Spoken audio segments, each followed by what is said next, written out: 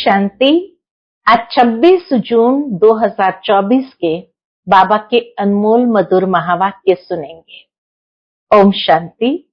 मीठे बच्चे, सदा इसी नशे में रहो कि हमारा पद्मा पदम भाग्य है। जो पतित पावन बाप के हम बच्चे बने हैं, उनसे हमें बेहद सुख का वर्षा मिलता है। आज की मुरली से प्रश्न है, तुम बच्चों को किसी भी धर्म से घृणा व नफरत नहीं हो सकती। क्यों? उत्तर है, क्योंकि तुम बीज और झाड़ को जानते हो। तुम्हें पता है कि ये मनुष्य सृष्टि रूपी बेहद का झाड़ है। इसमें हर एक का अपना अपना पार्ट है। नाटक में कभी भी एक्टर्स एक दूसरे से घृणा नहीं करेंगे।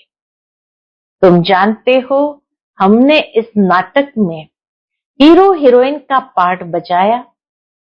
हमने जो सुख देखे वह और कोई देख नहीं सकता। तुम्हें अथाह खुशी है कि सारे विश्व पर राज्य करने वाले हम हैं। ओम शांति।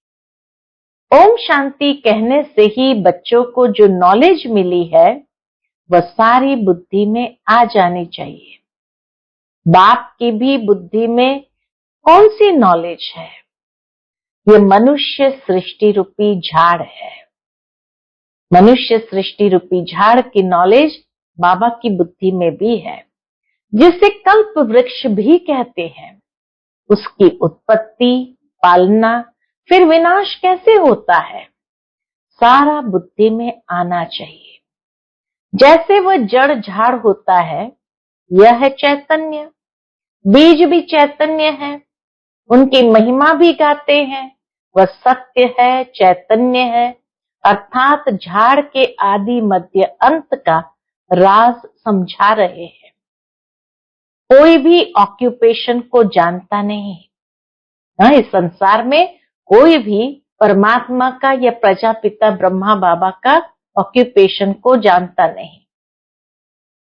प्रजापिता ब्रह्मा के ऑक्यूपेशन को भी जानना चाहिए ना। ब्रह्मा को कोई याद नहीं करते। क्यों? जानते ही नहीं। अजमेर में ब्रह्मा का मंदिर है। त्रिमूर्ति चित्र छपाते हैं। उसमें ब्रह्मा विष्णु शंकर है। ब्रह्मा देवताएं नमः कहते हैं। अब तुम बच्चे जानते हो, इस समय ब्रह्मा को देवता नहीं कहा जाता है। जब संपूर्ण बने तब देवता कहा जाए। संपूर्ण बन चले जाते हैं सूक्ष्म वतन में। बाबा कहते हैं, तुम्हारे बाप का नाम क्या है? किससे पूछते हैं? आत्मा से। आत्मा कहती है हमारा बाबा। जिसको मालूम नहीं है कि किसने कहा, वह तो प्रश्न पूछ न सके। अब बच्चे समझ तो गए हैं। क्या समझ गए हैं? बरोबर दो बाप सबके हैं। ज्ञान तो एक ही बाप देते हैं। अभी तुम बच्चे समझते होंगे, यह शिव बाबा का रथ है। ज्ञान शिव बाबा देते हैं रथ द्वारा, तो ब्रह्मा बाबा रथ है। बाबा इस रथ द्वारा हमको ज्ञान सुनाते हैं। एक तो यह है जिस्मानी ब्रह्मा बाप का रथ, दूसरा फिर रूहानी बाप का यह रथ। रथ एक है। एक है ब्रह्मा बाबा का रथ, दूसरा है रूहानी शिव बाबा का रथ। उस रूहानी बाप की महिमा है सुख का सागर, शांति का सागर। पहले तो ये बुद्धि में रहेगा, ये बेहद का बाप है, जिससे बेहद का वर्षा मिलता है। पावन दुनिया के मालिक बनते हैं। निराकार को बुलाते हैं, पतित पावन आओ। आत्मा ही बुलाती है। जब पावन आत्मा है तब नहीं पुकारते हैं। पुकारते कब है? जब पतित बनते हैं। तो जब पावन आत्मा है तब नहीं पुकारते हैं, ये पतित पावन आओ। पतित है तो पुकारते हैं। अब तुम आत्मा जानती हो, वह पतित पावन बाप इस तन में आया है। ये भूलना नहीं है। हम उनके बच्चे हैं। यह सौभाग्य तो क्या, पदम भाग्य की बात है। उस परमात्मा का बनना ये पदम भाग्य की बात है। फिर उस बाप को भूलना क्यों चाहिए? इस समय बाप आए हैं, यह नई बात है। शिव जयंती भी हर वर्ष मनाई जाती है, तो जरूर वह एक बार ही आते हैं। लक्ष्मी नारायण सतयुग में थे, इस समय नहीं है, तो समझाना चाहिए उन्होंने पुनर्जन्म लिया होगा। लक्ष्मी नारायण ने भी अनेक पुनर्जन्म लिया होगा।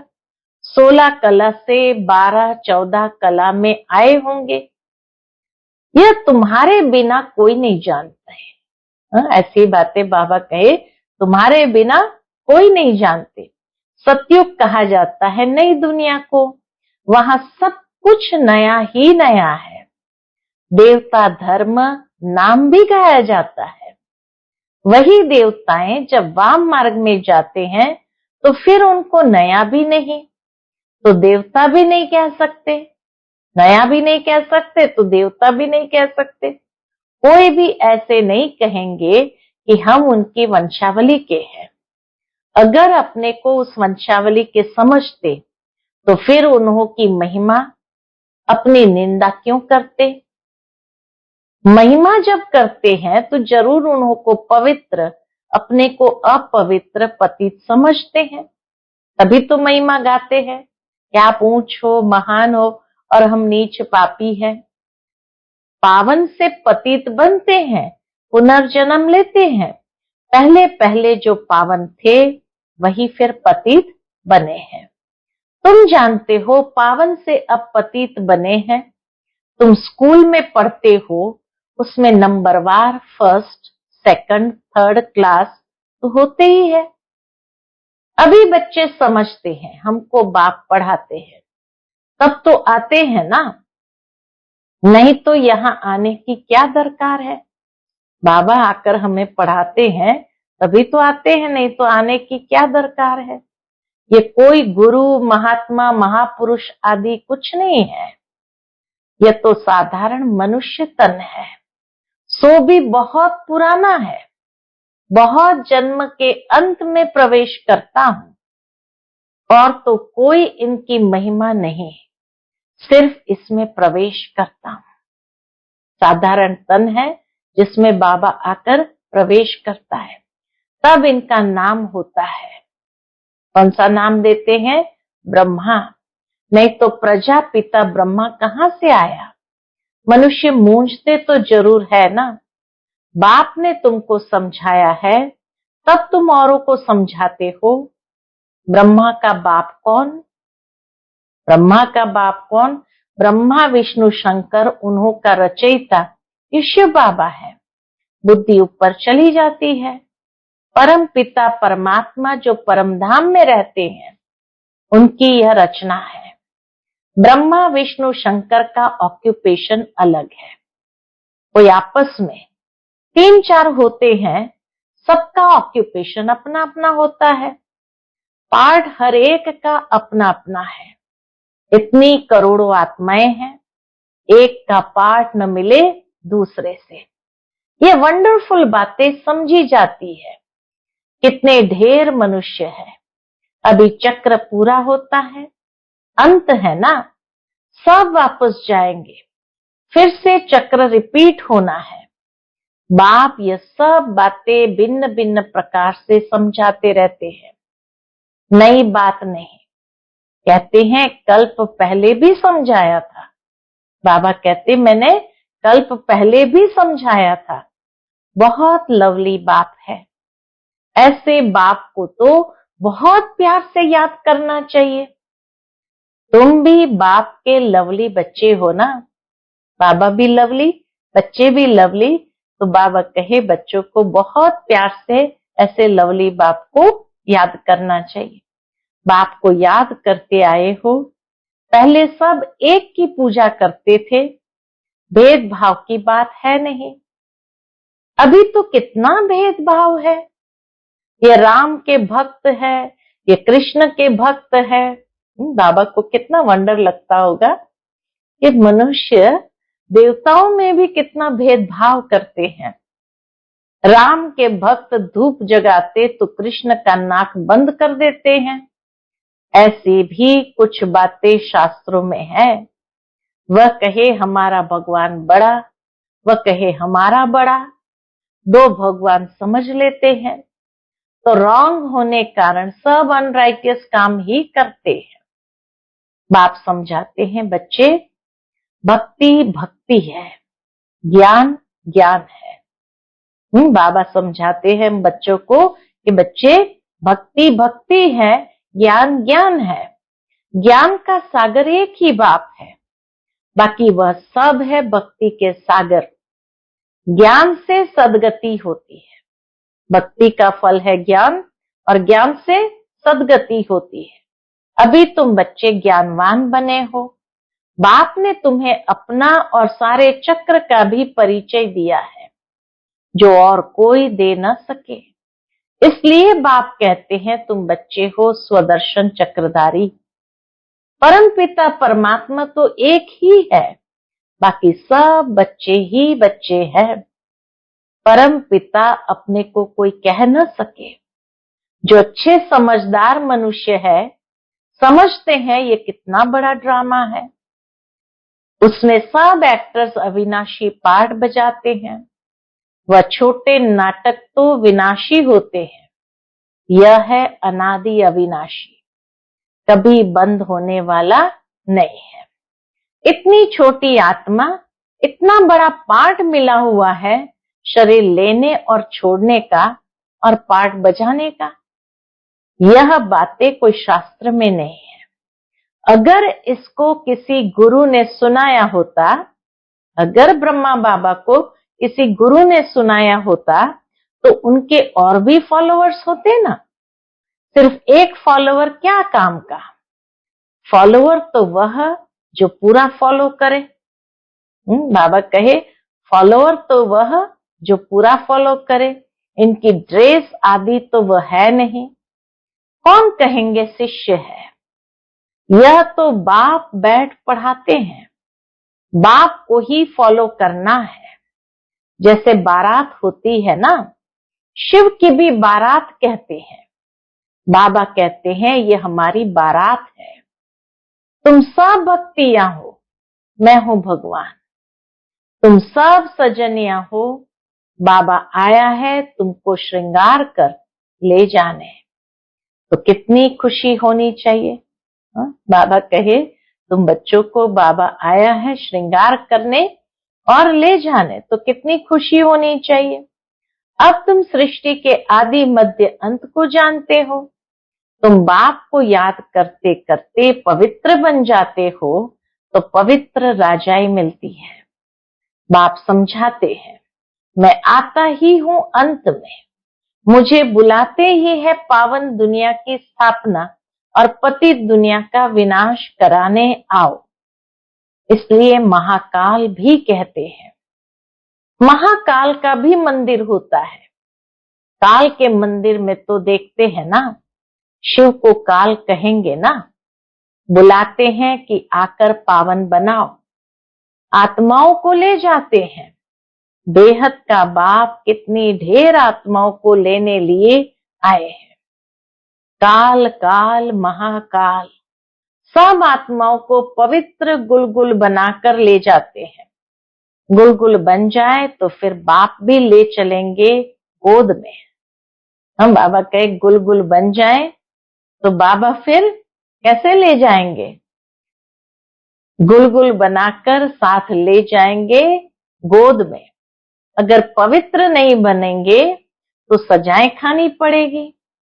फर्क तो रहता है ना, पाप रह जाते हैं तो फिर सजा खानी पड़े, पद भी ऐसा मिलता है। इसलिए बाप समझाते हैं मीठे बच्चों बहुत बहुत मीठा बनो। श्री कृष्ण सबको मीठा लगता है ना, कितना प्रेम से श्री कृष्ण को झुलाते हैं। ध्यान में श्री कृष्ण को छोटा देख झट गोद में उठाकर प्यार करते हैं।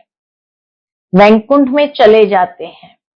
वहां श्री कृष्ण को चैतन्य रूप में देखते हैं।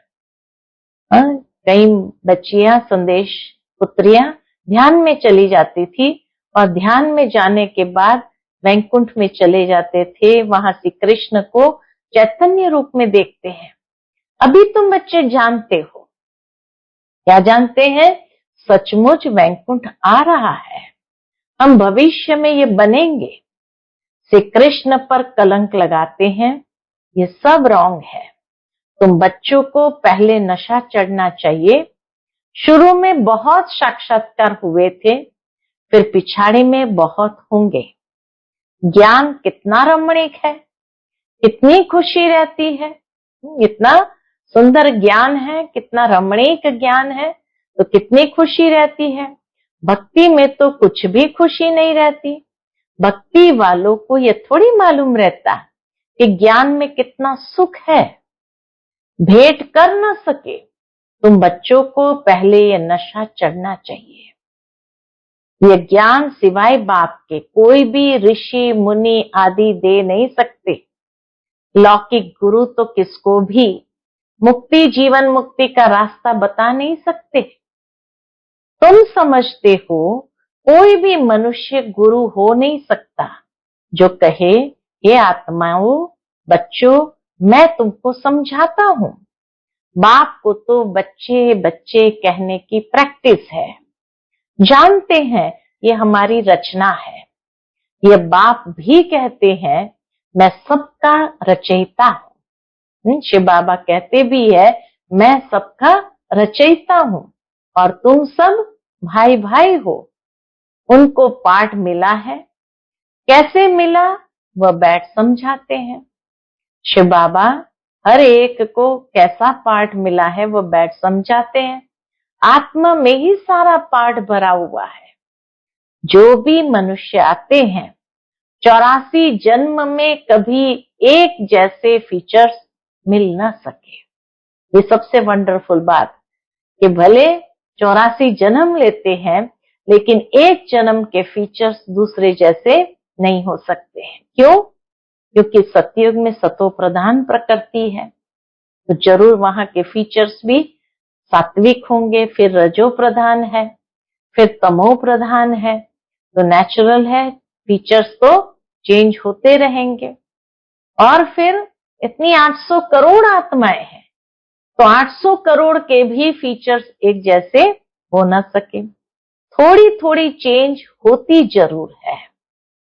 तत्व भी सतो रजो तमो होते जाते हैं। हर जन्म के फीचर्स एक न मिले दूसरे से। यह भी समझने की बातें हैं। बाप रोज समझाते रहते हैं। क्या समझाते हैं? मीठे बच्चे, बाप में कभी संशय नहीं लाओ। ज्ञान में और बाप में कभी संशय नहीं लाओ। संशय और निश्चय 2 अक्षर है ना। बाप माना बाप, इसमें संशय तो हो न सके। बच्चा कह न सके कि मैं बाप को याद कर नहीं सकता हूं। तुम घड़ी घड़ी कहते हो योग नहीं लगता। योग अक्षर ठीक नहीं है। बाबा सरल कर देते हैं, तुम तो राज ऋषि हो। ऋषि अक्षर पवित्रता का है। तुम राज ऋषि हो तो जरूर पवित्र होंगे। थोड़ी बात में फेल होने से फिर राजाई मिल ना सके। थोड़ी सी बात में भी अगर फेल हो गए तो राजाई मिल ना सके।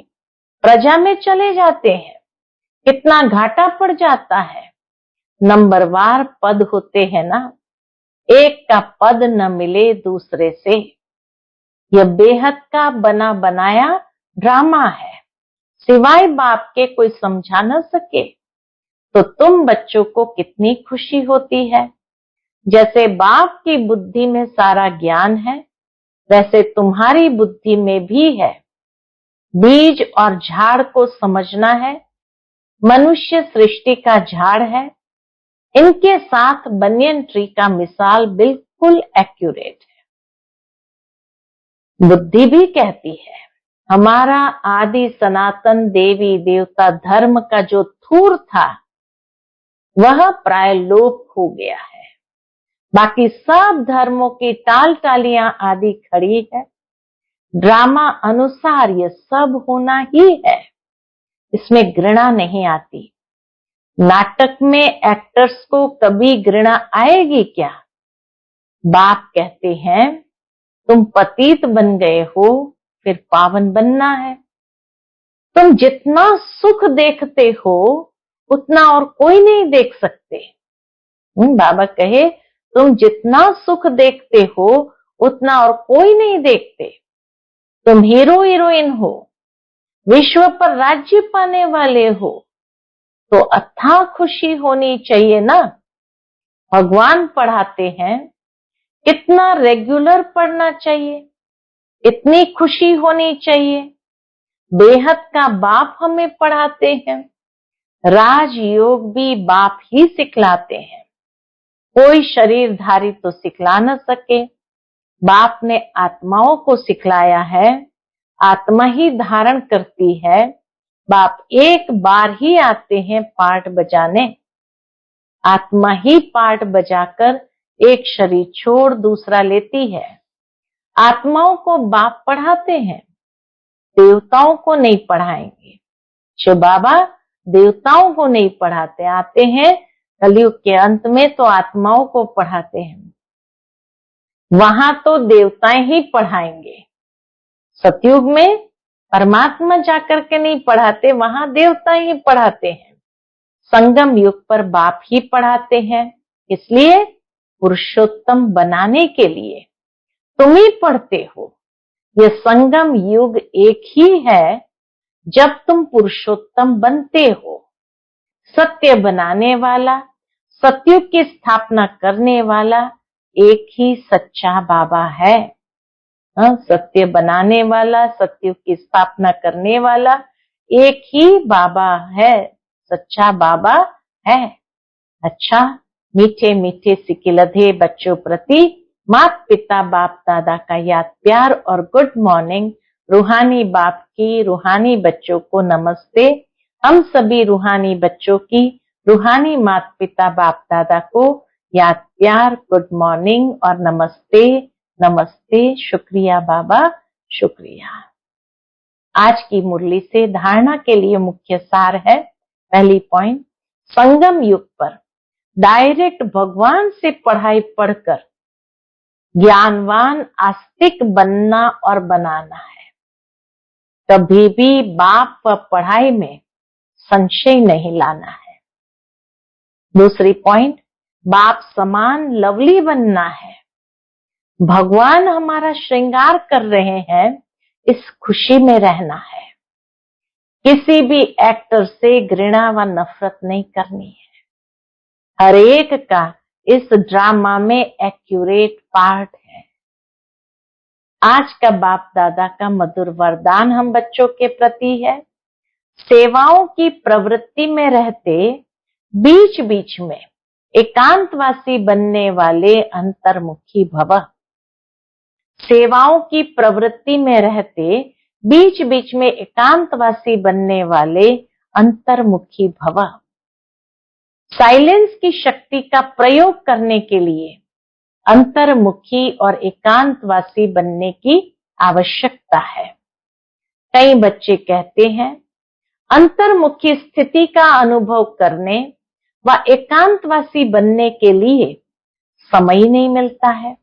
कई बच्चे कहते अंतर्मुखी स्थिति का अनुभव करने के लिए व एकांतवासी बनने के लिए समय नहीं मिलता, क्योंकि सेवा की प्रवृत्ति, वाणी के शक्ति की प्रवृत्ति बहुत बढ़ गई है। लेकिन इसके लिए इकट्ठा आधा घंटा व 1 घंटा निकालने के बजाय बीच बीच में थोड़ा समय भी निकालो तो शक्तिशाली स्थिति बन जाएगी। आज का स्लोगन है, ब्राह्मण जीवन में युद्ध करने के बजाय मौज मनाओ तो मुश्किल भी सहज हो जाएगी। ब्राह्मण जीवन में युद्ध करने के बजाय मौज मनाओ तो मुश्किल भी सहज हो जाएगी। हम बाबा को वैसे भी युद्ध करने वाले, मेहनत करने वाले पसंद नहीं। बाबा कहते हैं संगम युगी जीवन है ही मौजों की जीवन। परमात्मा मिलन मेले में परमात्मा के साथ मिलन मनाते रहो तो मुश्किल भी सहज हो जाएगी। अच्छा, ओम शांति।